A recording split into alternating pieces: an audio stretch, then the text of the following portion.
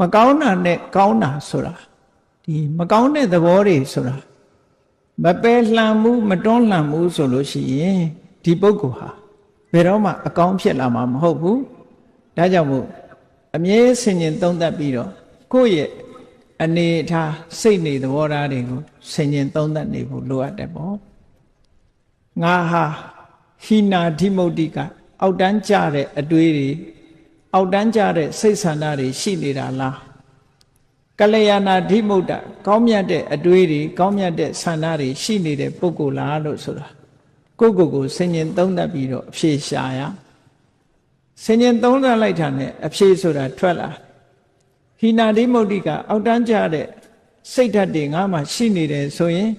ပြင်ရမယ်ပေါ့ဒီစိတ်ဓာတ်တွေကိုယ်တိုင်မပြင်လို့ရှိရင်သိတဲ့ဘဝမှာမပြင်ရင်လူတွေဟာခောက်ရိုးကျိုးသွားပြီးတန်တရားမှာဇယိုက်ဆိုးတွေနဲ့ပဲသွားတာဒါက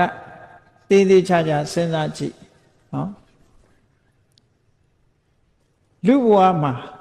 တရှူးရှူးတိုင်းတိုင်းနဲ့ဒေါသကြီးတဲ့ပုဂ္ဂိုလ်တယောက်ဟာကံမကောင်းအကြောင်းမလားလို့ခွေးဖြစ်ရင်လည်းခွေးဆိုးပဲဖြစ်တယ်ကြက်ဖြစ်ရင်လည်းဟိုခွတ်ဒီခွတ်ဟိုစိတ်ဒီစိတ်ကြက်ဆိုးပဲဖြစ်ငှက်ဖြစ်လို့ရှိရင်လည်းငှက်ဆိုးပဲနွားဖြစ်ရင်တောင်မှပဲဟိုနွားခွေဒီနွားခွေတရှူးရှူးလုပ်တဲ့နွားဆိုးဖြစ်တယ်နော်ဒီတဲ့ဆိုရင်တော့ကြားတို့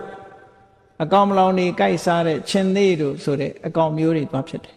ဒေါသသမားတွေဟာအဲ့ဒီတိုင်းပဲအဲ့ဒီလမ်းကြောင်းပေါ်ရောက်သွားတယ်မပြင်းနိုင်ဘူးဆိုလို့ရှိရင်အဲ့ဒီလမ်းကြောင်းရောက်သွားတရိစ္ဆာန်တွေကိုကြည့်အေးအေးချမ်းချမ်းနေတဲ့တရိစ္ဆာန်ရှိတယ်စူးစူးပူပူရန်လုတ်နေတဲ့တရိစ္ဆာန်လည်းရှိတယ်အကဲခတ်ပြီးတော့ကြည့်ရန်လုတ်တတ်တဲ့တရိစ္ဆာန်တစ်မျိုးတည်းတည်းပဲရန်လုတ်တဲ့တရိစ္ဆာန်ရှိတယ်ရန်မလုတ်တဲ့တရိစ္ဆာန်ရှိတယ်ခွေးထဲမှာလည်းသဘောကောင်းတဲ့ခွေးရှိတယ်သဘောဆိုးတဲ့ခွေးရှိတယ်ဟောအမှတ်တမဲ့နေရင်တော့မသိဘူးသေချာကြည့်လို့ရှင်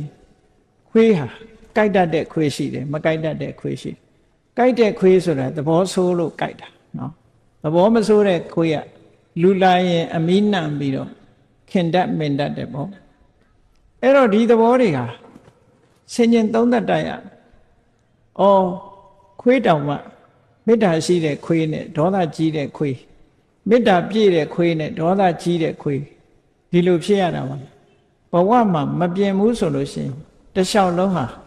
ဒေါသသမားဖြစ်ပြီးနောက်ဆုံးကိုဒေါသကိုမထိန်နိုင်တဲ့အခါဒေါသနဲ့သေဆုံးသွားလို့ရှိရင်အင်တမဆင်းရဲတဲ့အပင်ငရဲကြာရောက်သွားနိုင်တာပေါ့ကိုဒေါသကကိုယ်ကိုပို့ပေးလိုက်တဲ့သဘောပေါ့ထို့တူပဲလောဘကြီးတဲ့လူနဲ့လောဘနည်းတဲ့လူကိုယ်ရှိမှရှိနိုင်ကိုယ့်ကိုယ်လည်းဆင်ញင်သုံးသပ်ကြည့်ရလောဘကြီးတဲ့လူလောဘကိုမထိန်နိုင်မသိမ့်နိုင်တဲ့အခါကိုယ်ပစ္စည်းနဲ့တင်အားမရဘူးသူများပစ္စည်းကိုယူတယ်ဆိုတဲ့ပြစ်မှုတစ်ခုကျူးလွန်လို့ဒုက္ခရောက်တာမျိုးတွေဖြစ်လာတတ်တယ်ပေါ့မတရားတဲ့နည်းနဲ့သူများပစ္စည်းရအောင်ယူတဲ့လောဘမျိုးဖြစ်လာလို့ရှိရင်ပို့ပြီးတော့ဆိုးတာပေါ့အဲ့ဒါလို့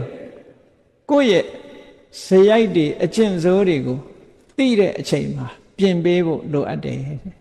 မပြင်ဘူးဆိုလို့ရှိရင်တန်တရားထဲမှာဇယိုက်ဆိုးနဲ့ခရီးသွား950ဇတ်တွေကိုကြည့်ရှင်အင်္ဂုလိမာလဘဝကိုလေးလာကြည့်ရှင်အင်္ဂုလိမာလဟာသူ့ဘဝဇတ်လန်းတွေမှာခက်ချမ်းချမ်းနေကြည့်ပဲအကုန်လုံးနော်